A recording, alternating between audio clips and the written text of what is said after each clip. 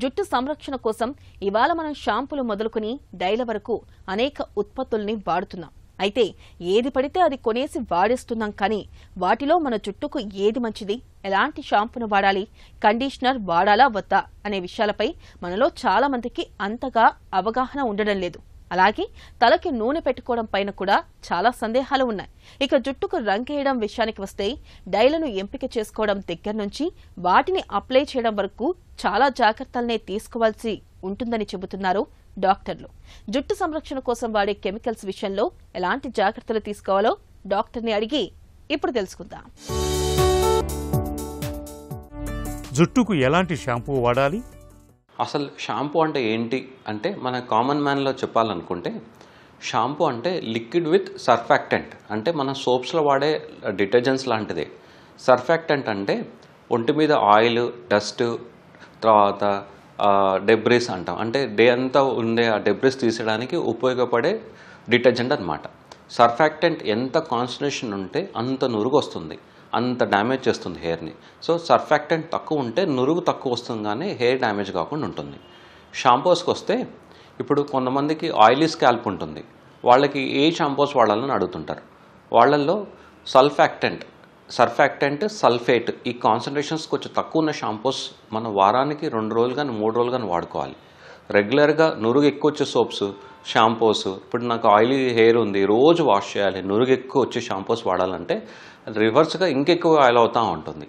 Oily hair ఉన్న వాళ్ళు వారానికి 2-3 రోజులు తప్ప మిగతా రోజులు చిన్నపిల్లల షాంపూస్ ఉంటాయి, దాంట్లో ఇంకా కెమికల్స్ తక్కువ ఉంటాయి. ఆ షాంపూస్ వాడుకోవడం వల్ల కొన్ని నెలల తర్వాత ఆయిలీ హెయిర్ తగ్గి నార్మల్ హెయిర్ రావడం స్టార్ట్ అవుతుంది. కొంతమందికి ఫ్రీజీ హెయిర్ అంటే రఫ్ హెయిర్ ఉంటుంది, వాళ్ళల్లో కండిషనింగ్ షాంపూస్ ఉంటాయి, అంటే డైమెథికాన్, తర్వాత కోకో బటర్, షియా బటర్ అనే షాంపూస్ ఉంటాయి. అవి ఇన్బిల్ట్ కండిషనర్స్ ఉంటాయి. ఆ షాంపూస్ తలస్నానం చేసేటప్పుడు డ్రింకింగ్ వాటర్ అంటే మనం తాగే నీళ్ళతోటి షాంపూ చేసి 2 నిమిషాలు అలా ఉంచి మళ్ళీ చల్లనీళ్ళతో వాష్ చేసుకుంటే ఆ ఫ్రీజ్నెస్, ఆ రఫ్ హెయిర్ తగ్గడానికి ఉపయోగపడుతుంటాయి. కొంతమంది హెయిర్ కలర్ వాడుతుంటారు, నేను ఏ షాంపూస్ వాడాలని అడుగుతుంటారు. వాళ్ళల్లో కంప్లీట్గా సల్ఫేట్ ఫ్రీ షాంపూస్ అవన్నీ ఉంటాయి. సల్ఫేట్ ఫ్రీ షాంపూ అంటే ఈ హెయిర్ కలర్ని డ్యామేజ్ చేయకుండా హెయిర్ కలర్ ఎక్కువ రోజు ఉండేటట్టు చూసుకుంటే షాంపూస్.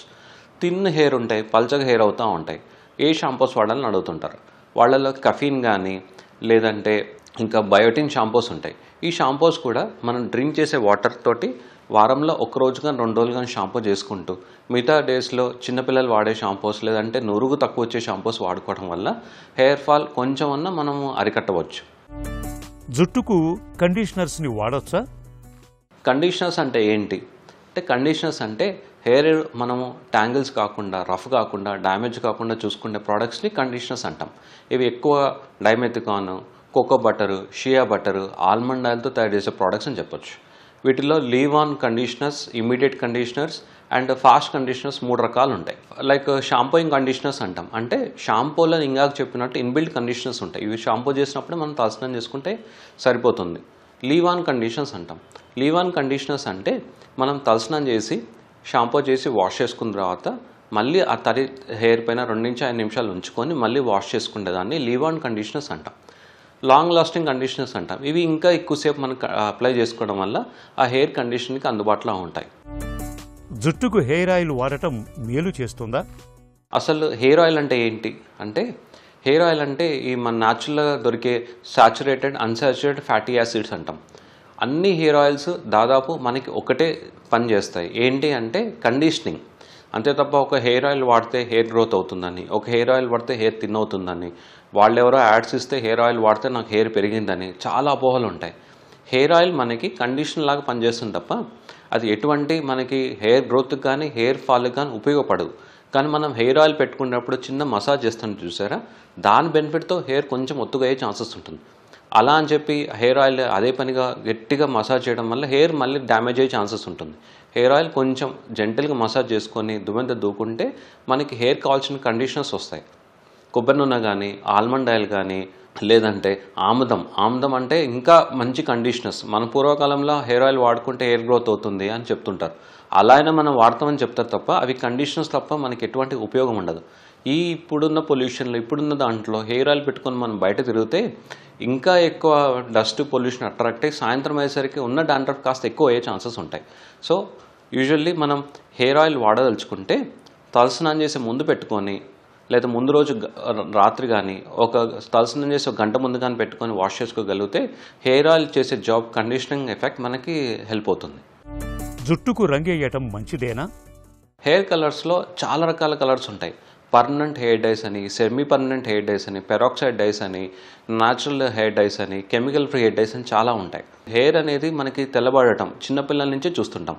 చిన్నపిల్లల్లో హెయిర్ డై వాడొచ్చా, హెయిర్ డై వాడాలంటే ఏ బ్రాండ్ వాడాలి, ఏ కెమికల్ లేని వాడాలి, అసలు కెమికల్ లేనిది వాడాలా, ఈ న్యాచురల్ కలర్స్ వాడొచ్చా, ఈ మనం ఇండిగో వాడొచ్చా అని చాలా క్వశ్చన్స్ అడుగుతుంటారు. వీటిల్లో మనం చెప్తే పర్మనెంట్ హెయిర్ డైస్ అంటే గట్టిగా హెయిర్కి స్టిక్ అయిపోయి మళ్ళీ హెయిర్ ఊడిపోయేంత వరకు అవి హెల్ప్ చేస్తూ ఉంటాయి. ఇవి చాలా హార్ష్. పర్మనెంట్ హెయిర్ డైస్ వాడుకోవడం మంచిది. సెమీ పర్మనెంట్ హెయిర్ డైస్ ఇప్పుడున్న మార్కెట్లో చాలా వరకు మనం semi permanent hair dyes peroxide dyes అంటాం. ఇది మనం 8 to 12 వాషెస్ అంటే తలస్నానం చేసి 8 to 12 వాషెస్లో అవి హెల్ప్ అవుతూ ఉంటాయి. న్యాచురల్ హెయిర్ డైస్ అంటే గోరింటాకు, ఈ మైదా ఆకులు గోరింటాకులు ఉంటాయి చూసారా, అవి ఇండిగో కలుపుకొని అప్లై చేసుకుంటారు. కెమికల్ ఫ్రీ అంటే హెయిర్ డైస్ మ్యాచ్ అయిన వాళ్ళకి ఈ chemical free hair dyes advice చేస్తుంటాం. ఇవి 4 నుంచి 5 వాషులు అంటే తలస్నానం చేసిన 4-5 సార్లు అది వెళ్ళిపోతూ ఉంటాయి. హెయిర్ డైల ఎంపిక ఎలా ఉండాలి? మనకి ఇప్పుడు సెలూన్కి వెళ్ళినా కానీ ఎక్కడికి వెళ్ళినా కానీ గూగుల్ చేసినా కానీ మనకి అమోనియా ఫ్రీ హెయిర్ డై వాడాలని చెప్తారు. అది కెమికల్ ఫ్రీ హెయిర్ డై అని చెప్తారు. కానీ మనకి ఏదైనా కెమికల్ అలర్జీస్ వస్తే అమోనియా అది ఏం చేయదు. పీపీడీ అనే కెమికల్ తోటి మనకి నలుపు కానీ లేదంటే బ్రౌన్ కానీ షేడ్ ఇవ్వడానికి పీపీడీ అనే కెమికలే మనకి హెల్ప్ అవుతుంటుంది. సో ఎవరికన్నా హెయిర్ డై పడలేదనుకుంటే వాళ్ళు PPD free hair dyes, ammonia free hair dyes okay, కానీ పీపీడీ ఫ్రీ హెయిర్ డైస్ వాడుకోవడం వల్ల మంచిది.